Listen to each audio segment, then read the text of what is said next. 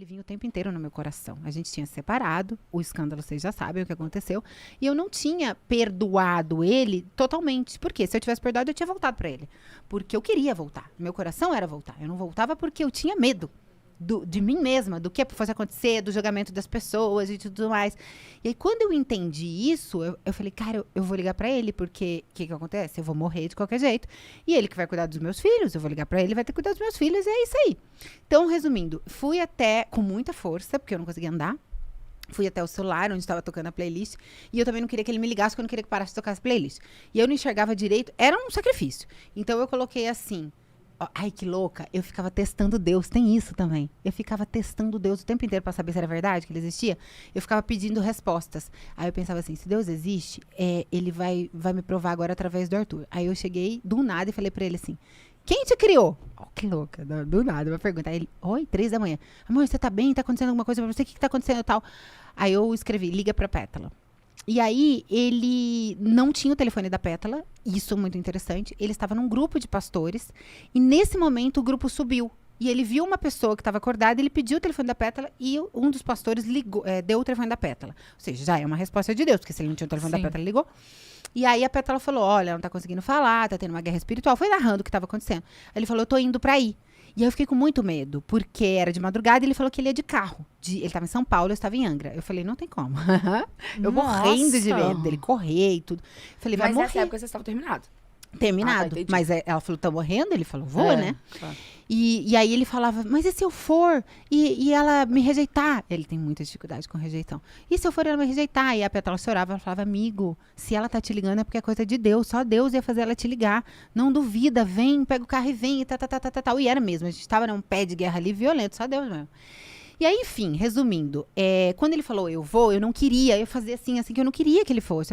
Porque eu falei, vai morrer na estrada. E aí veio no meu coração que ele pra ele vir e eu ficar segura, ele tinha que vir em cima de oração.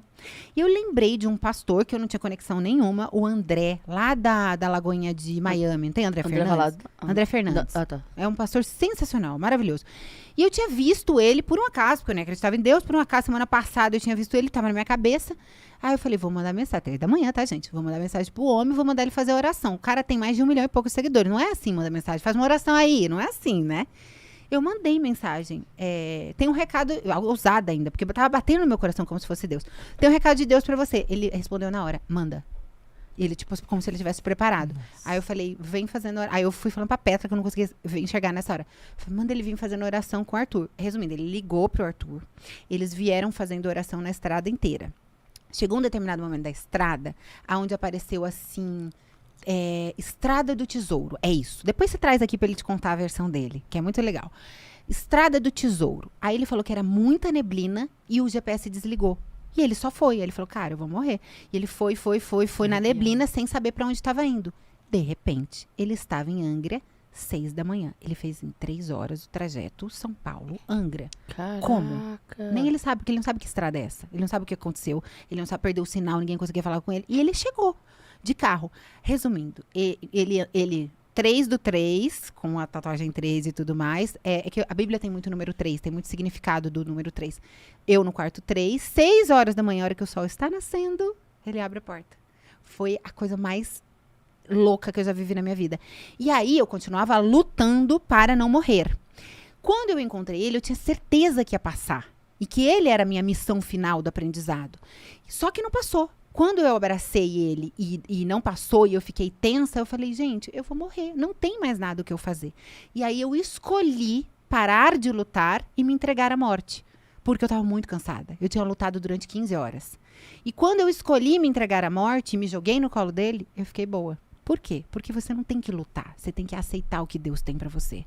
Você tem que aceitar o seu propósito. Você não segura a vida. Você não luta com a vida. Você aceita o que Deus tem para você. Então, Deus sabe falar com cada um de nós da maneira perfeita. Por que Deus quase me tirou a vida? Porque eu pedi. Há 3 anos eu falei, me leva embora, me leva embora, me leva embora. Não para ele, porque eu não sabia que ele existia, mas eu falei o que eu queria ir embora. E aí ele me deu a oportunidade de eu ver que eu não quero ir embora. Só não tinha ele no meu coração. Eu tinha muito dinheiro, como ainda tenho, graças a Deus. Eu tinha 2 filhos lindos, como ainda tenho, graças a Deus. Só que eu não tinha ele. Eu tinha tudo e eu não tinha nada. sou famosa, tenho a carinha bonitinha, um monte de coisa bonitinha como todo mundo queria, tenho um monte de seguidor como todo mundo queria, mas eu não tinha o mais importante, Deus. O resto é resto. Então, para mim, foi um encontro, uma lição de vida que eu nunca vou esquecer.